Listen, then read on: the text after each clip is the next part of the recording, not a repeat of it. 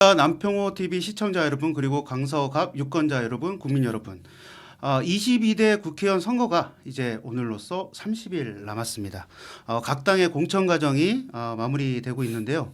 오늘 특별히 남평호 TV에서 오늘부터 데일리로 특집 방송으로 남평호의 진심정치라는 프로그램을 시작하게 되었습니다. 저는 진행을 맡은 소셜픽 컴퍼니 대표를 맡고 있는 문대형입니다. 남평호 후보가 국회의원에 도전하게 된 이유, 그리고 국회의원이 되시면 어떤 일을 하시고 싶으신지 제가 매 눈으로 아주 매섭게 질문을 유권자들을 대신해서 드리려고 합니다. 시청하시는 분들 많은 관심을 가져주시고요. 매일 10시에 방송될 예정이니까 꼭 구독과 좋아요 또 함께 해주시면 고맙겠습니다. 자, 그러면 오늘 새로운 미래에서 바로 공천을 받으셨다고 하더라고요. 강서갑 국회의원 예비 후보를 떼시고 정식 후보가 되신 남평호 후보님 소개하도록 하겠습니다. 어서 오세요. 예, 반갑습니다. 남평호입니다. 네. 요즘 선거운동 하시라고 매우 바쁘시죠? 예, 눈꽃 들 수 없습니다. 저기 지금 이 남평호의 진심 정치 하기 전에 네. 사실은 후보님도 모르시는 네. 깜짝 영상물을 저기 틀었는데 네. 후보님 이력을 조금 소개를 했어요. 네. 다시 한번 그랬구나. 예. 길지 않게 후보님 어떤 경력을 가지고 있었는지 좀 우리 시청자 여러분들께 좀 안내 좀 해주시죠. 제 이력은 아주 파란만장합니다. 그래서 뭘 이게 소개한다는 게 좀 부끄럽기도 하고, 청춘 시대에 광주 사람들이 겪었던 이 광주 민주화 운동, 또 학생 운동, 또 이 강제 징집을 당해서 군대에서 고문 당하면서 이렇게 느꼈던 그런 청춘들, 또 군대 제대하고 나서 또 이 청춘을 청춘답게 보내지 않고 좀 어른답게 보내려고 또 큰 사업하다 망했던 이 적도 있고, 또 그 망한 것을 우리 김그태 의장님께서 구원해 주셔서 이 드디어 공직 생활을 시작하고 나서 또 파란만장한 이막이 펼쳐지고 그랬습니다. 단지 제가 이 공직 생활 이후에 이 김그태 의장을 통해서 정치 이 장에 들어와서 느꼈던 것은 이 인생이란 게 좀 짧지 않구나, 어떻게 보면 긴 인생이구나 하는 걸 느꼈어요, 처음으로.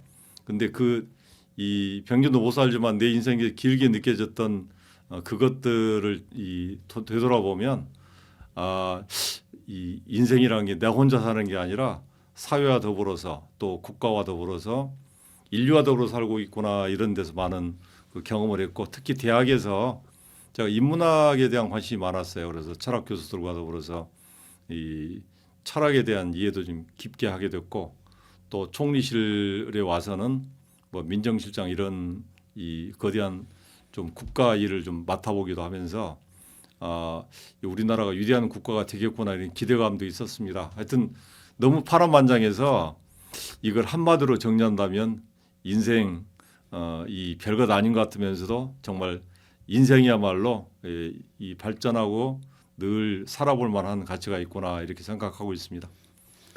네, 정말 우려했던 대로 길게 얘기해 주신 예.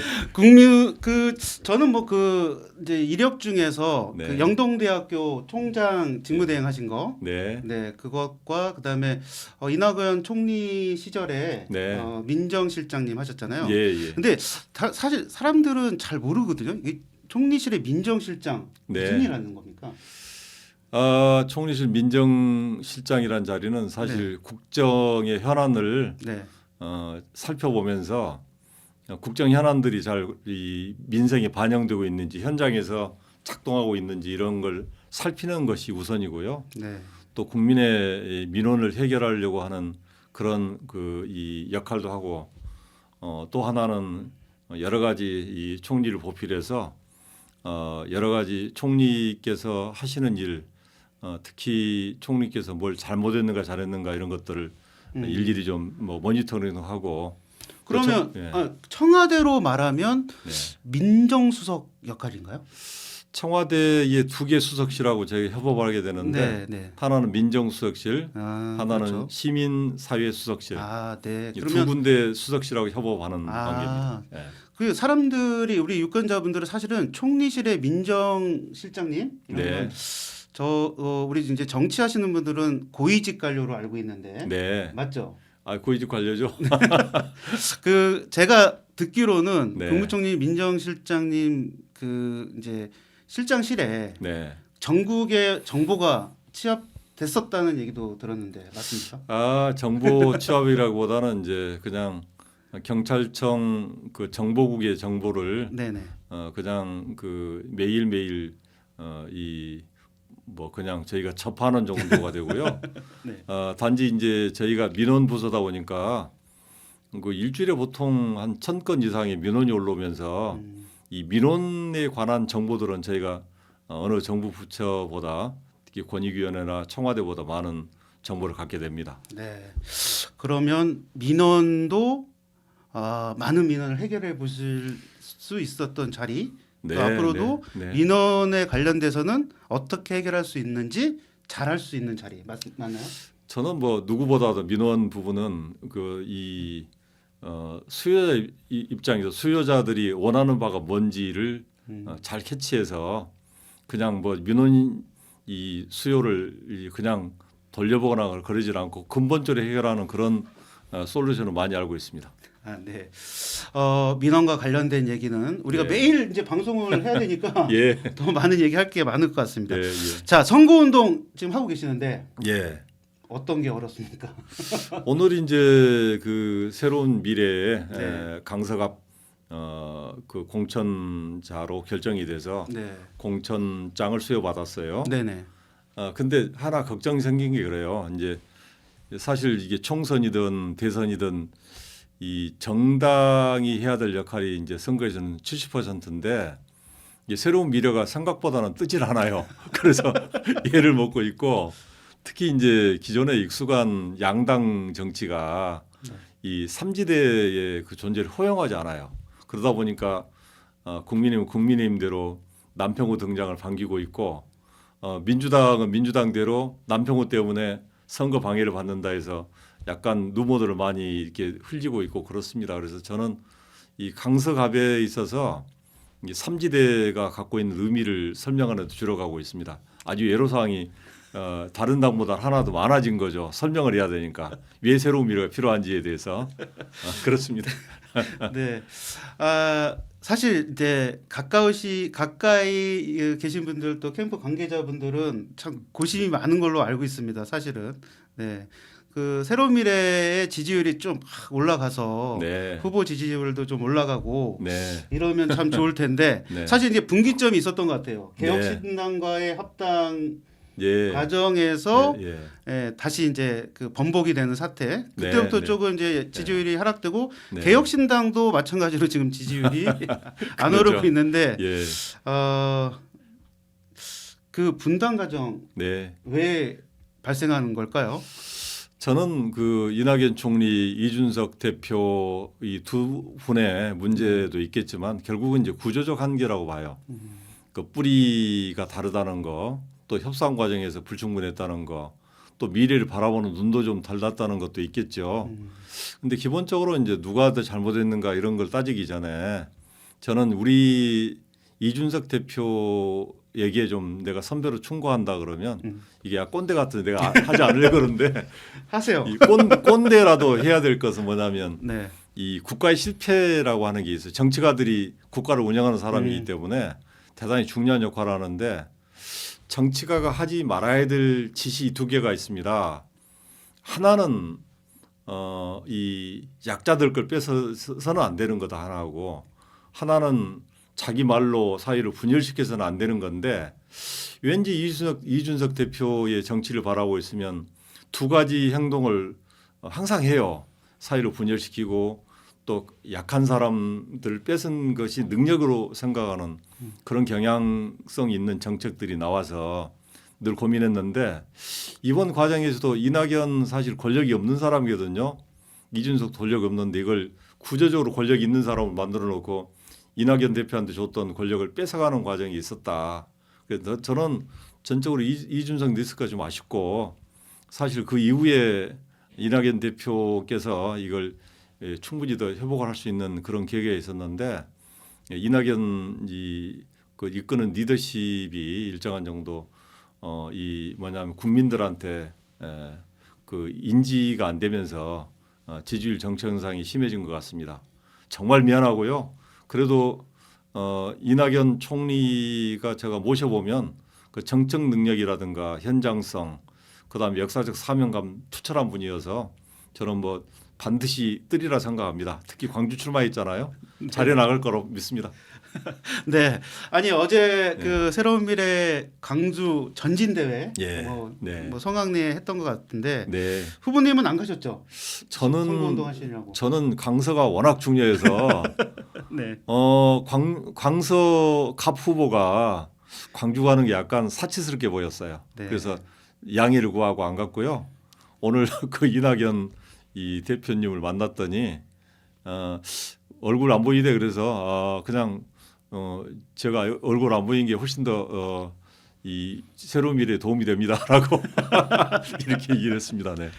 네, 사실 그 후보 이제 예비 후보 등록하고 나서는 네. 사실 이제 중앙당 또 네. 그런 일보다는 네. 지역에서 이제 조금이라도 선거운동 하시려고 노력하시는 것 같아요. 예, 예. 예, 그래서 죽으나 사나 강서에서 죽겠다. 네. 뭐 이런 각오신 것 같은데 네. 그 사실 오늘 첫날인데 네. 많은 분들이 사실 또 궁금해하실 것 같아서 네. 제가 좀 매섭게 네. 하나 여쭤보고 싶은 거 있는데 네.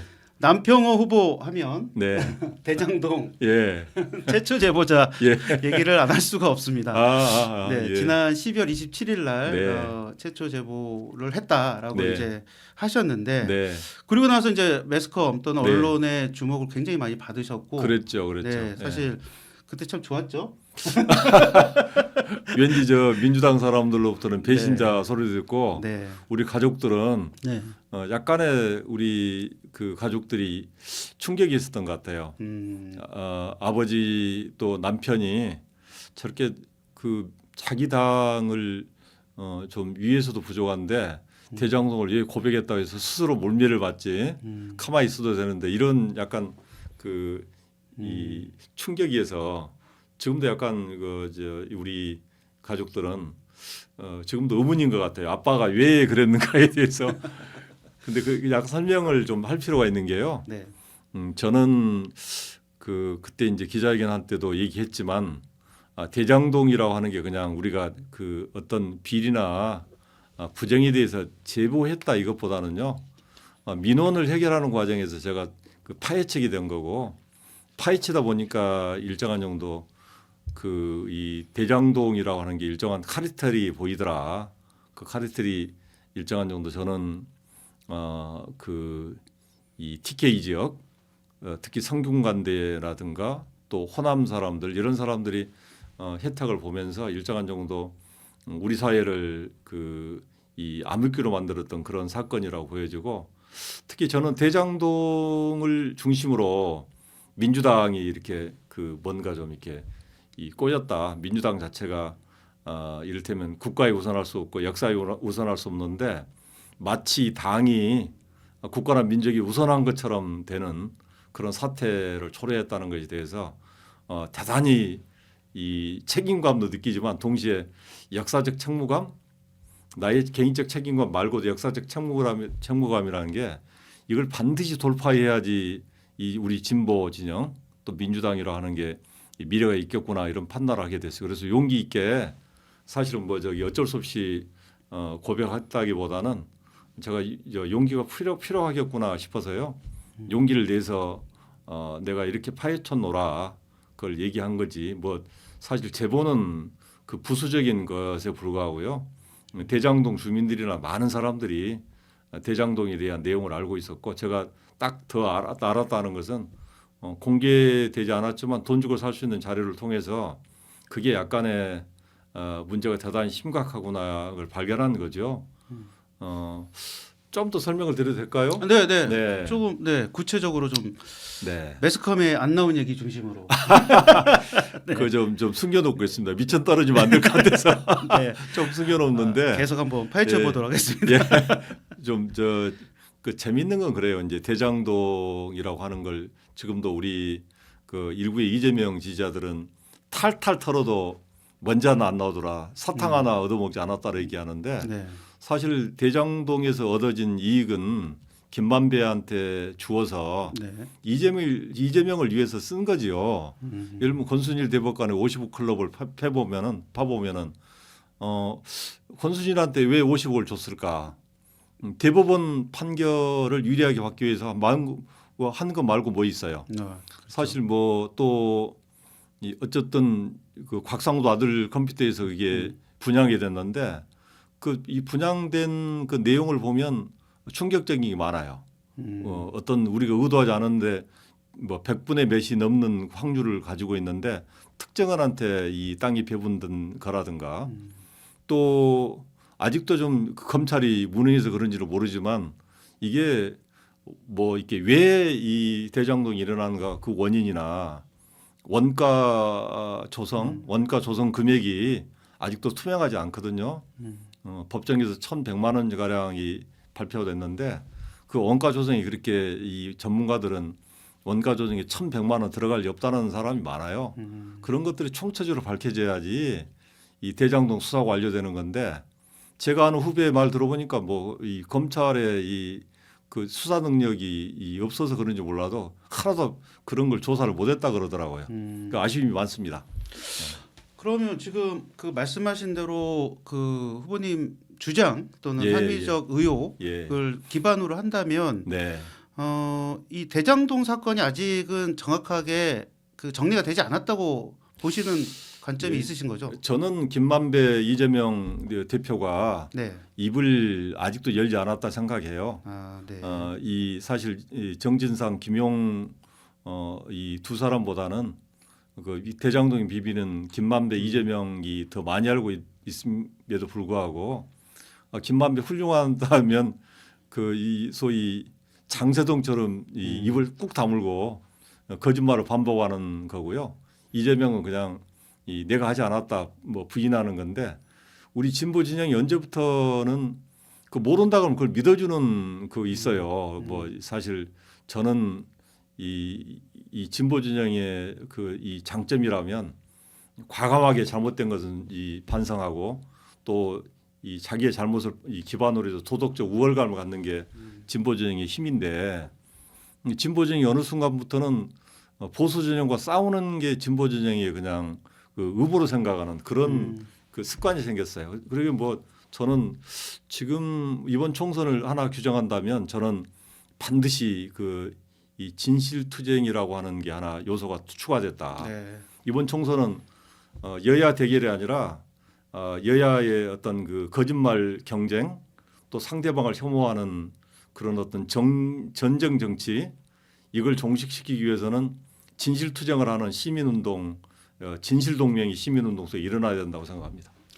네. 그럼에도 불구하고 지금 대장동의 강을 넘고 네. 이제 새로운 대한민국을 만들어야 된다. 또 네. 진실투쟁, 또 네. 진실을 구하는 사람들의 연대 네. 계속 만들어가는 총선이 됐으면 좋겠다는 말씀인 것 같은데 네. 그럼에도 불구하고 민주 진영 또는 네. 이제 민주당에서는 이 대장동 문제 때문에 네. 사실은 정권을 뺏겼다. 네. 그 무능한 윤석열 정부에게 이런 그 패배 원인으로 네. 지목하고 또 그 지목된 네. 것을 정치적으로 활용하는 측면도 있다고 보는데 네. 후보님도 어떻게 생각하시나요? 이게 예, 대통령 정말, 선거 네. 패배 원인 대장동 때문인가요? 저는 전제 조건이 좀 잘못됐다고 생각하는데요. 저는 뭐 그런 얘기를 많이 들었어요. 첫 번째로는 그 진실이 왜 묻어지는가 하는 건데 제가 이 대선 시작할 무렵에 이낙연 캠프에 내가 총괄 상황실장으로서 문제 제기했던 게 이미 그 대선 경선에서는 양 진영이 기울여진 운동장이라고 하는 데서 시작됐다. 가장 큰 게 유튜브 이 지형이었어요. 네. 제가 나중에 이제 억울한 것을 얘기를 하면 다 이해할 텐데 그 이낙연을 지지하는 그 유튜버의 구독자 수하고 이재명 후보를 지지하는 구독자 수하고는 확연하게 제가 조사할 때만 해도 거의 300만 대 10만 정도의 편차를 가지고 이재명 대표를 지지하는 구독자가 300만, 이낙연을 지지하는 구독자가 10만이었어요. 그러니까 이낙연은 진실을 말해도 거짓말이라고 유튜버가 얘기하면 거짓말 되는 거고, 이재명은 거짓말을 말해도 유튜버들이 진실이라 그러면 진실이 돼요. 이게 기울이는 운동장인데 대장동의 패배 원인이라고 유튜브들이 규정한 순간에 네. 아니 이게 평가도 없는 채로 갑자기 대장동이 패배 원인이 됐어요. 근데 대장동 패배 원인이 된다 그러면 그건 이 소위 민주당이 반성해서 대장동 후보 대장동 이 비리를 저질렀던 이재명 후보가 잘못돼서 이재명 후보 때문에 졌다 이렇게 말해야 되는데 대장동을 밝혔던 사람 그러니까 사실 비리가 혐의가 있다라고 얘기하는 것이 이 패배 원인이 됐다는 이 본말이 전도된 그런 그 평가를 하게 된 거예요. 나는 저 소위 김어준 제가 모셨던 우리 김근태 회장이 무지하게 이뻐했던 후배고 네. 다 그런 사람들이 유튜버의 그 현재 이 대단히 많은 구독자를 가지고 계신 분들인데 이분들이 모든 걸 만사를 그렇게 해석을 해요. 그래서 저는 아까 이 진보의 암흑기가 초래된 것은 유튜버들이 진실을 이렇게 왜곡시키면서 시작됐다 이렇게 생각하고 저는 이번 총선에서는 그 진실투쟁이라고 내가 자꾸 얘기하는 것은 이번 기회에 진보가 유튜브하고 절연해야 된다. 유튜브 크라시라는 것은 정말로 우리가 소통하고 이 소위 감춰진 비밀을 이렇게 드러내게 해서 우리 사회가 좀 더 밝은 사회로 가야 되는데 유튜브 크라시가 오히려 부정적인 의미로 우리 사회의 진실을 감추고 우리 진보의 암흑기를 초래했다고 하는 부분에서는 유튜버들이 부끄러워야 된다고 생각해요. 뭐 이 김어준, 뭐 이 김용민, 뭐 박시영, 뭐 이동영, 뭐 이 강진구 등 뭐 이루 말할 수 없는 유튜버들한테 제가 이 우리 진보의 암흑기를 초래한 사람들이다 저는 이렇게 규정하고 싶어요. 너무 아니, 심하게 얘기했나요? 아니, 심하게 얘기하신 건 맞는 것 같은데. 아니 예. 그럼에도 불구하고 지금 유튜브 하고 있잖아요 저희가.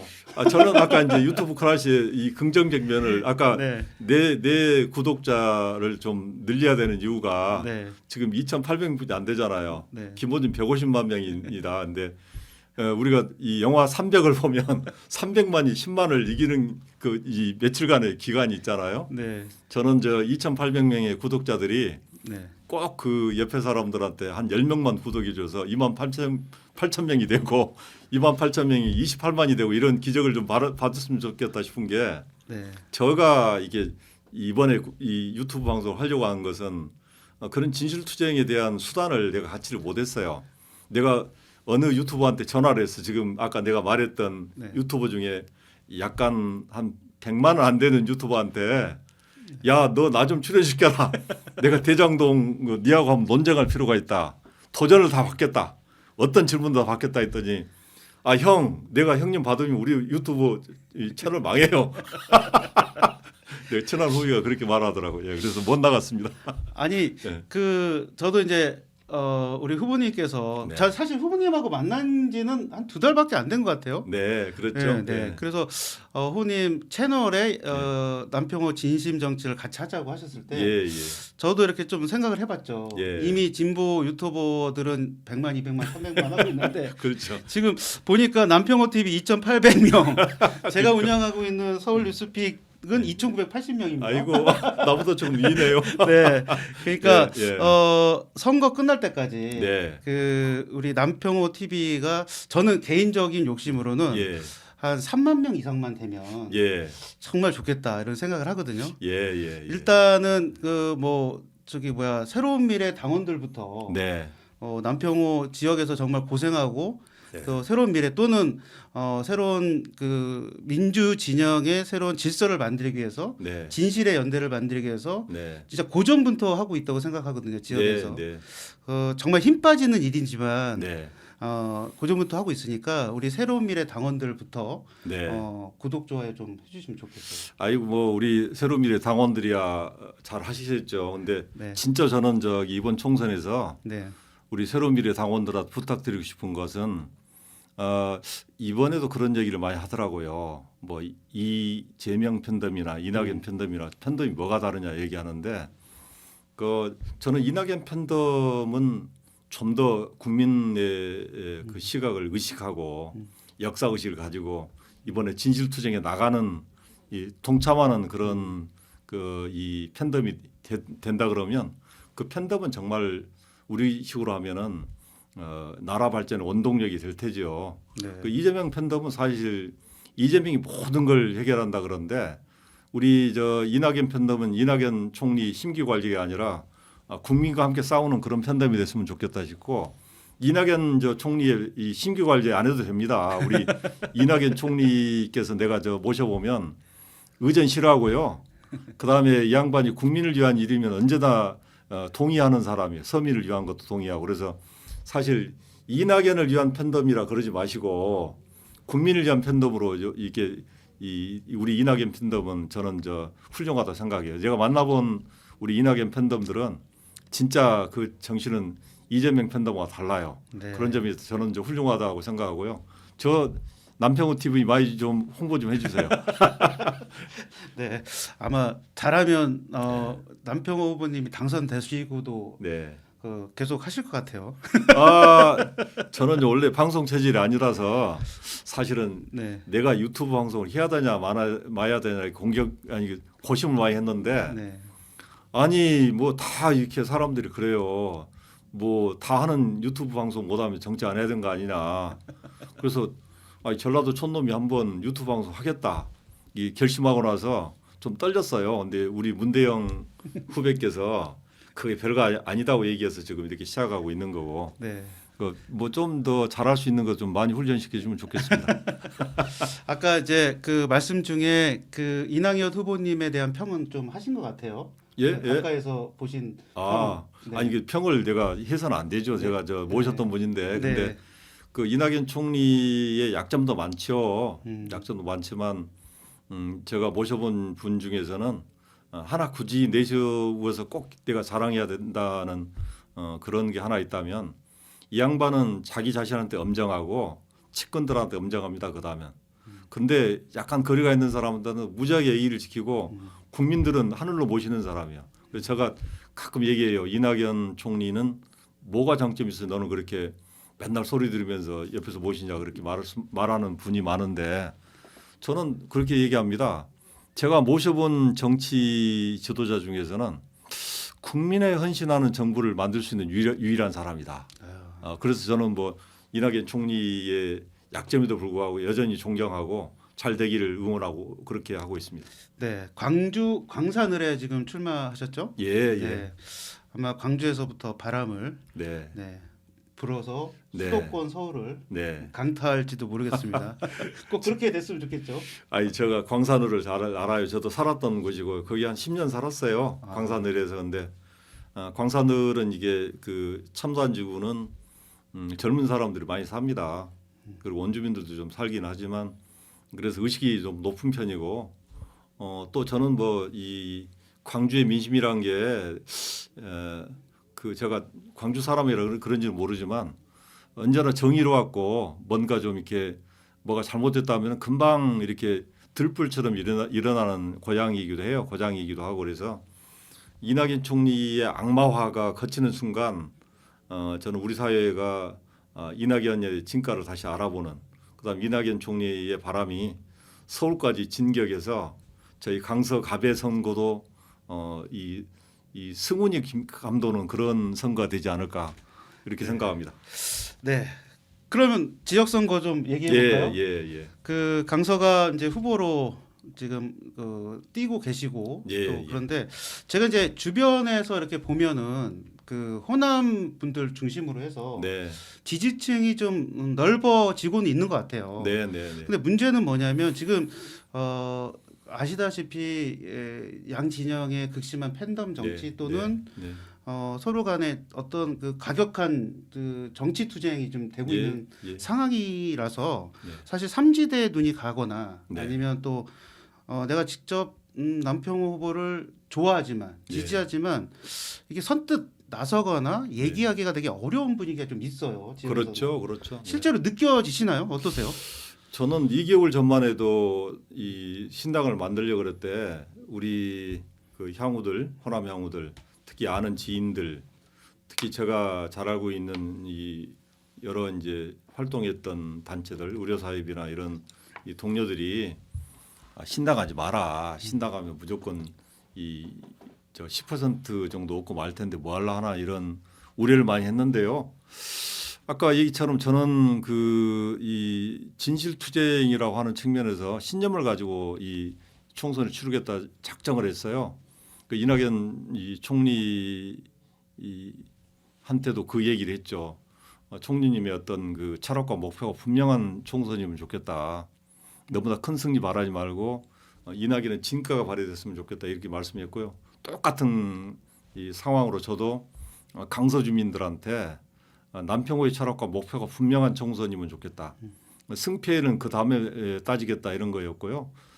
지금 뭐 사실 양진영 특히 이 민주당 국민의힘 대단히 이 여기서 여러 번 격돌했는데 최근 몇 대 선거에서는 뭐 민주당이 다 이겼죠. 근데 저는 민주당의 힘의 원동력이라는 것은 어쩌든 그 도덕적 우위, 특히 호남 사람이 갖고 있는 정의감, 또 그걸 바라보고 있는 이 김대중 정신 이런 것들이 다 있다고 생각해요. 근데 저는 뭐 2달 전에는 그게 이제 이렇게 심각하리만큼 제가 생각을 하지 않았고요. 지금은 사실 여러 사람들이 이 민주당을 탈당한 사람 꽤 있어요. 우리 이 강서 갑만 해도 우리 현재 그 당원들이 한 1,000여 명 이렇게 가입했어요. 근데 저는 뭐 선거하는 과정에 더 많이 가입해 주리라 믿고 특히 이제 민주당에 남아 있으면서도 저를 응원하겠다고 하는 민주당원들이 많으세요. 그런 분들에 대한 어떤 정의감도 믿고 또 이 소위 국민의힘 사람들한테도 연락이 많이 옵니다. 그래서 구상찬 후보가 이번에 5번째 출마를 하는데 이 구상찬 후보를 집으로 보내겠다 이런 그 국민의힘 사람들도 있어요. 떨쳐서 보내겠다 이런 사람이 있는데 물론 저 개인적으로는 강선 후보나 구상찬 후보나 훌륭하죠. 그렇지만 이 선거 국면에서는 어쨌든 이 상대방의 약점을 물고 늘지는 네거티브보다는 포지티브하게 그분들을 제가 잘 모시면서 승리의 길로 내가 나서고 있다고 보는데 그것 중에 하나가 남평구 일 잘한다는 소문은 많아요 지금. 그 대인배다. 저래 가지고 뭐 선비 같아서 이길 수 있을까 이렇게 생각하는 사람이 있기는 하지만 그래도 그런 이 응원들을 많이 받으면서 그래도 인물은 남평구가 좋지 않느냐 이런 이 주민들의 평가에 제가 좀 고무되고 있습니다. 역시 선거를 하시면 네. 자화자찬에 예, 그러죠. 선거뽕을 또 맞으시고 그러다 보니까 예. 저도 사실은 남평호 후보님을 한 2달 전에 뵀는데 2달 전 이제 뵙고 나서 최근에 드는 생각은 예. 저도 사실은 이제 정치를 하면서 많은 정치인들 만나 뵀는데 저는 그런 인상을 좀 받았어요. 사실은 품이 큰 정치인이다. 그리고 아이고, 감사합니다. 네, 저는 그렇게 생각이 들었습니다. 감사합니다. 또 제가 강서구에서도 많은 정치인분들, 국회의원분들 많이 뵀는데 직간접적으로 그분들 중에서는 정치의 그 가슴이 크다 그럴까요? 예, 아이고. 품이 크다 그럴까요? 그런 네. 게 좀 느껴졌어요. 그래서 네. 역시 좀 대형, 네. 큰 네. 정치인이 강서구에 오시는 게 아닌가 네. 이런 게 생각을 했었어요. 제가 좀 비슷한 느낌을 받으신 분이 아마 모셨기 때문에 그러실 수도 있는데 김근태 위원님하고 또 이 정치를 같이 하셨기 때문에 그랬죠. 네. 약간 그런 틈도 받으신 것 같고 네. 전 강서구에서는 제가 신기남 의원님 계시거든요. 예. 정말 쿨하게 정치 은퇴도 하셨고 네. 계시는 동안에도 되게 큰 정치 하셨거든요. 그래서 예. 신기남 의원님 느낌도 많이 났고 그랬구나. 그랬었습니다. 예. 사실은 네. 물론 제가 뭐 신기남 의원님하고 같이 정치는 못 해줬지만 신기남 의원님이 저를 많이 사랑해 주셨어요. 사실. 그러셨구나. 예. 네. 예. 그래서 큰 정치를 좀 하실 분이다 이런 생각은 하는데 중요한 거는 당선 가능성 아니겠습니까? 그렇죠. 사실 이제 그 내 사표 심리도 있고 네. 또 투표장에 가면 왠지 그래도 되는 사람 찍고 싶은 이 그렇죠. 심리가 예, 있잖아요. 예. 그럼에도 불구하고 솔직히 말씀드리면 당선 가능성은 예. 지금은 낮다. 네. 인정하시나요? 인정하지 않습니다. 역시 예. 네, 역시 좋습니다. 그 이유는 뭐냐 그러면 네. 사실 저도 선거를 내 선거 말고는 여러 번 치러보고요. 또 선거의 어떤 그 길목은 알아요. 근데 제가 왜 인정하지 않느냐 그러면 우리 저 김근태 의장께서 그러더라고. 저한테 유언처럼 말씀하시는 것 중에 하나가 선거를 치를 때 진다는 생각을 1%도 하지 마라 그런 교훈이 있었어요. 네. 근데 사실 뭐 진다는 생각을 안 하고 살기는 힘들죠. 언제나 약점이 있을 수 있고 그런데 이 선거는 져서는 안 되는 선거였기 때문에 그렇습니다. 내가 이번 선거 출마 꼭 하겠다 생각했던 것은 아까 진실투쟁, 이 진심을 다해서 지금 이 나라가 추락하고 있기 때문에 이걸 막아야 되겠다 이런 사명감으로 갖고 나왔어요. 내가 하나 더 소개한다면 20년도에 네. 여기 출마 준비하다가 포기했었는데 네, 그러셨다고 들었습니다. 그때는 저기 우리 문재인 정부 이후에 새로운 정부가 만들어질 수 있다고 생각했고 네. 저는 뭐 정치 안 해도 잘 되겠구나 이런 생각을 했던 건데요. 지난 대선 끝나고 내가 충격을 받았던 게 어떻게 우리나라에 이 윤석열 나라가 따로 있고 이재명 나라가 따로 있고 이게 정말 그럴 수 있냐. 저는 물론 이재명 나라에 섰던 사람인데 이재명 나라 사람은 윤석열 나라 사람 취급을 않고 윤석열 나라 사람은 이재명 나라 사람을 미친 사람 취급하는데 이런 걸 내가 전정 정치를 종식시키지 않으면 나라가 정말 삼육구가 되겠다 이런 판단에서 특히 MZ 세대랄까 그런 젊은 사람들도 정치를 너무 황당하게 생각을 해요. 근데 정치는 그야말로 권력을 잡기 위한 것보다는 좀 더 우리 사회가 이 인간이 어떤 존엄해지고 더 나은 공동체를 만들기 위해서 정치해야 될 맞죠. 나는 정치 교과서가 많이 달라져야 된다 생각하는 사람인데 그 중에 하나 인간의 존엄과 사회의 어떤 발전을 위해 정치가 존재해야지 어떻게 전쟁하기 위해서 정치하는 나라가 되어가고 있다는 걸 너무 끔찍하게 생각해서 이번 정치하는데 잘 됐어요. 제가 이재명 나라도 싫고 윤석열 나라도 싫은 사람들, 윤석열 폭정 싫은 사람들은 남편을 지지할 거라고 믿기 때문에 이번 선거를 져서는 안 된 선거라고 규정하고 내가 이긴다고 확신하고 있습니다. 네, 뭐 좋으신 말씀입니다. 정면 승부하셔야 되고 예. 정면 대결하셔야 되고. 근데 구독자는 많이 안 늘겠네요. 포지티브한 선거하겠다고 하시니까 예. 이 프로를 통해서 좀 정말 좀 내밀한 얘기도 좀 듣고 싶은 분들도 계실 거고 민정 실장님 하셨을 때 뭐 비밀 얘기 이런 것도 좀 비밀 얘기를 많이 해드릴게요. 네. 제가 많이 알고 있고요. 예. 아니 국가적인 그 비밀 해제가 안 된 얘기도 내가 한번 해보려 그러고요. 네, 천천히 지금 뭐 한 30회 정도 준비하고 있으니까 천천히 하셔도 될 것 같고. 그러죠. 대신 이제 선거법에만 좀 안 되게. 선거법은 아까 이 허위 사실 아닌 것을 네. 얘기하면 된다고 믿어요. 그리고 네. 아까 저는 그리고 아까 이 김문태 의장의 이 정신 네. 제가 정치적으로는 우리 멘토로 여기고 있는 분이 김문태 의장님인데 그분한테 노상 배웠던 게 이 진실이 국익이 앞선다. 또 정직과 진실의 길에서 국민과 함께 걷는 정치를 하고 싶다. 이 김문태 늘 했던 워딩들입니다. 근데 저는 우리 구독자는 뭐 여기 구독하신 분들이 뭐 꼭 늘려주시겠죠. 네. 늘려주시겠죠. 부탁드리겠습니다. 그것도. 네, 부탁드리겠습니다. 네. 3만 명 가도록 해보겠습니다. 예, 좋습니다. 자, 네. 유튜브가 또 새로운 남편 후보님의 전략이라면 네. 또 다른 전략. 네. 다른 후보들은 안 들을 수 있게 영업 간단하게 비밀, 영업 비밀. 네. 영업 비밀을 소개할까요? 네네. 영업 비밀인데 하여튼 하나만 슬쩍 뭐가 그거 있을까요? 그거 지금 까면 안 되는데. 그래요? 그럼 내일 깔까요? 네. 이 사실은 그 다른 사람보다 더 성실하게 해야죠. 네. 근데 저는 뭐 이 선거에 기적이나 없다고 봐요. 기적이 네. 없고 제가 뛴 만큼 저를 봐주는 유권자들의 수만큼 늘어나려고 보고 지금 저를 아는 사람 꽤 늘어나고 있어요.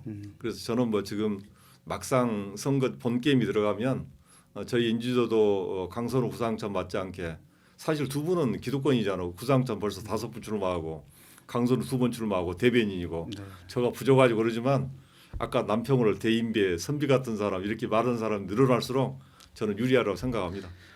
저는 그 대인배 선비 같은 사람 얘기도 있었지만 네. 신부님 같다는 얘기도 있었어요. 아니 제가 이제 원래 종교가 가톨릭이어서 네, 맞습니다. 그 제가 사실은 젊을 때 꿈이 신부였어요. 그래서 지금도 그런 신부의 냄새가 좀 나고요. 사모님이 섭섭해하시는 거 아니에요? 그 네. 우리 이 집사람은 네. 가끔 그 얘기해요. 아, 네가 정말 신부 됐으면 나를 속썩이지 않고 재산도 축내지 않고 내가 고생을 데렸을 텐데. 그래서 그 얘기해요. 뭐. 아니 근데 네. 정치 잘 하셨습니다. 뭐 예. 지금 어떻게 보면 그 정치가 마치 종교의 시대 같아요. 뭐 이분적으로 구분해가지고 네. 성가학으로 나누고. 네. 그 사실은 정치는 선택이라고 저는 생각하거든요. 예, 그렇지 예. 않습니까? 선택을 하는 거고 네. 자기 삶을 위해서 미래를 위해서 하는 건데 자기가 선택하는 건데 그 선택이 조롱받거나 네. 혐오받거나 네. 인정받지 못하는 건 조금 저는 문제가 있다고 생각합니다. 근데 이제 우리 관용해야 되는 건데. 우리 문대영 후배한테 저 얘기한다면 사실 정치가 서구의 혁명 과정에서 발전해 왔잖아요. 네. 제가 강의를 조금만 할게요. 네. 그 근데 내일 제- 하시면 안 돼요? 네, 그럽시다. 하십시오. 근데 농담입니다. 이제 신자유주의라고 하는 게 문제가 많은 게 40년간 이게 지구를 뒤덮고 있거든요. 신자유주의의 형태가 딱 세 가지 있어요. 특징이. 첫 번째는 이 혐오와 증오를 부르는 게 신자유주의 정치다.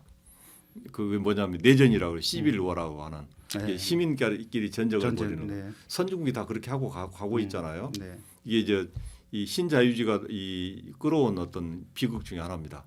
모든 선진국들이 11월을 뭐 이게 벌리고 있어요. 이게 이 내전이라 그러죠. 두 번째로는 데모포비아라고 하는데 데모포비아가 뭐냐면 이 그 대중 혐오를 이게 확산하는 거예요. 대중 혐오를 통해서 서로 거리가 멀어지게 하는 거예요. 신자유주의가. 이게 신뢰가 없잖아요. 그냥 경제적 문제로 신뢰가 없는 게 아니라 신자유주의라는 이 뭐랄까 좀 철학 자체가 사람끼리 멀어져요. 그래서 제가 이 계약서 없이 인간은 언제나 존재해 왔어요. 근데 계약서가 많아지는 게 이 자본주의인데 자본주의가 더 극단화되는 게 뭐냐면 계약서도 사기로 써요. 수많은 금융 사기가 계약서 사기로 일어나고 빌라왕도 그렇게 사기로 일어나고 이게 뭐냐면 이게 이 대중 혐오 데모포비아에서 나온 거고 세 번째 특징이 중요합니다. 이게 이제 이 룰바이 로우라 그래서 이 소위 법치를 위장해요. 모든 법이 이 소위 그 약육강식이나 예를 들면 돈을 버는 것을 합법화 시켜줘요. 이게 신자유주의 특징입니다. 근데 이건 여전히 지금도 작동하고 있는 거고 이 부분에서 나는 정치가들이 신자유를 극복하겠다 이런 정치가 있었으면 좋겠어요. 그래서 저는 어쨌든 그런 신자유를 극복하는 정치를 우리 현대 정치가들이 반드시 이룩해야 되는 철학이다. 그렇게 생각하고 있습니다. 네. 거시적인 정치 담론을 또 말씀해 주시고. 네, 정치가들아, 이 강의를 좀 해야 되는데. 한번 할까요? 네. 네, 사실 그 오늘 첫 방인데 한 30분 정도씩 이렇게 예, 매일 예. 선거운동 하셨던 소회나 네. 또 실제로 또 새로운 미래와 관련돼서 예. 또 궁금하신 당원들이 또 계시다고 해요. 그래서 그래요. 예. 이 채널을 통해서 네. 또 얘기도 좀 해주시고 네. 지금 말씀하신 거대한 정치 담론 네. 또 남평호가 생각하는 정치 세계 예. 이런 것도 좀 말씀해 주시고 그러면 아마 좀 3만 명 되는데 도움이 되지 않을까요? 3만 명은 좀 더 적은 숫자고 네. 기적이 일어나서 한 300만 돼서 뭐 김호준의 그 네. 겸손은 힘들어보다 네. 더 센 파워가 있는 그런 유튜브 채널이 되도록 기적을 만들어 주십시오. 꼭 감사합니다. 그렇게 됐으면 좋겠습니다. 예. 네. 예. 이 유튜브 방송 남평의 진심 정치가 이제 매일 하려고 예, 하잖아요. 예, 그래서 사실 오늘은 한 30분 간격으로 녹화 방송을 했습니다. 사실 예. 처음이라서 예. 아마 조금 익숙해지면 네. 이제 생방송으로 진행할 예정이고요. 네. 생방송으로 진행하게 되면 이제 우리 구독자분들이나 또 당원분들 또 남평을 지지하시는 분들 또 국민 강서구의 유권자분들도 언제든지 참여할 수가 있을 겁니다. 그래서 다시 공지를 해드리는데 짧은 시간 안에 생방송으로 전환할 수 있도록 하도록 하겠습니다. 이 방송은 잠시 후 한 30분 후에 10시에 남평호 TV를 통해서 방송될 예정입니다. 정치는 정당도 더 나은 삶을 위한 나의 선택이고 미래를 위한 나의 선택입니다. 그래서 어떤 한 사람이 또는 어떤 메시아가 정치를 통해서 세상을 구원하지는 않지 않습니까? 그렇죠. 네, 뭐 저희는 그래서 없는 거죠. 저희는 어디 저희는 이 있겠습니까? 정치 영역이 네. 믿음의 영역이 아니라 네. 이성의 영역으로 데려왔으면 좋겠습니다. 아까 네. 후보님이 말씀하신 것처럼 진실을 찾아가는 과정으로서 네. 이 시간이 함께했으면 좋겠다는 생각을 합니다.